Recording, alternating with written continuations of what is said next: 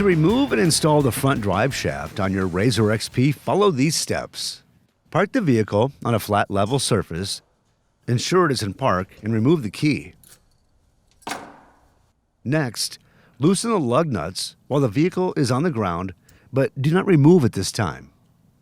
Next, remove and discard the cotter pin.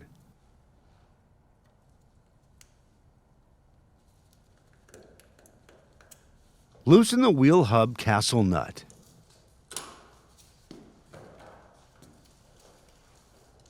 Then safely elevate the vehicle. Reference your owner's manual for proper lifting techniques. Once safely elevated, remove the lug nuts and set aside. Then remove the wheel and set aside. Next, remove and discard the caliper mounting fasteners. Then carefully remove the caliper from the hub and support it with a wire hanger, rope, or retention strap to avoid damaging the brake line. Continue by removing and discarding the castle nut and cone washer. Then pull the wheel hub off the assembly and set aside. Next, remove and discard the upper and lower ball joint pinch bolts and nuts.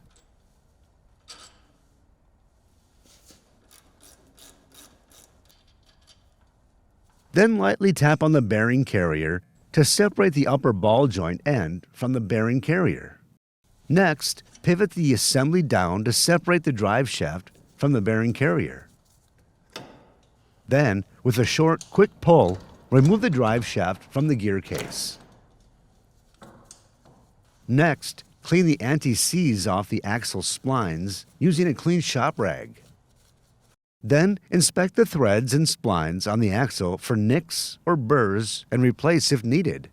Continue by inspecting the CV boots to ensure there are no cuts, wear, or damage, and replace if needed.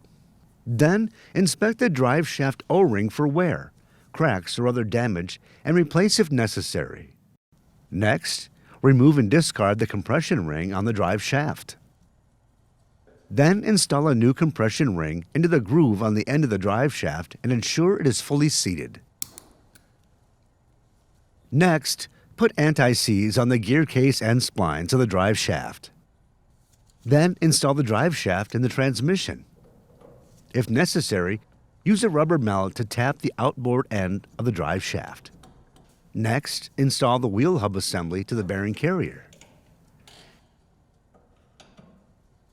Continue by installing the upper ball joint end into the bearing carrier.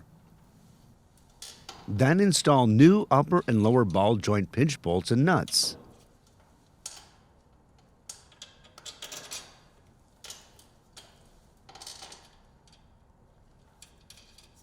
Torque to specification.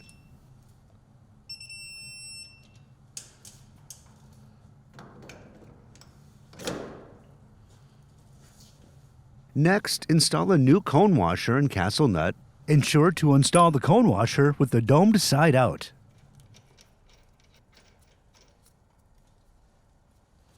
Next, carefully slide the caliper assembly onto the brake disc, ensuring the brake rotor is between the two pads.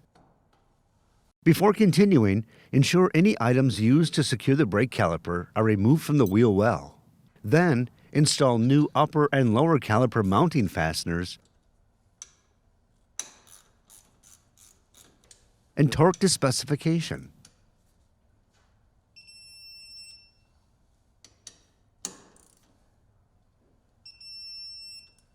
Then, install the wheel on the vehicle and tighten the lug nuts until fully seated.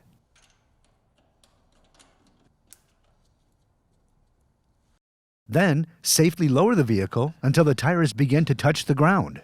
This will help keep the wheel in place when torquing.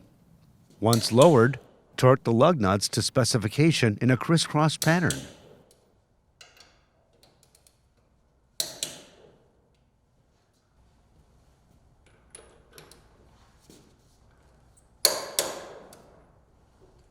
After this, install a new cotter pin in the drive shaft. If necessary, slightly tighten the wheel hub castle nut to align the nut and drive shaft holes. Finally, lower the vehicle completely. For more information, see your authorized Polaris dealer or visit Polaris.com.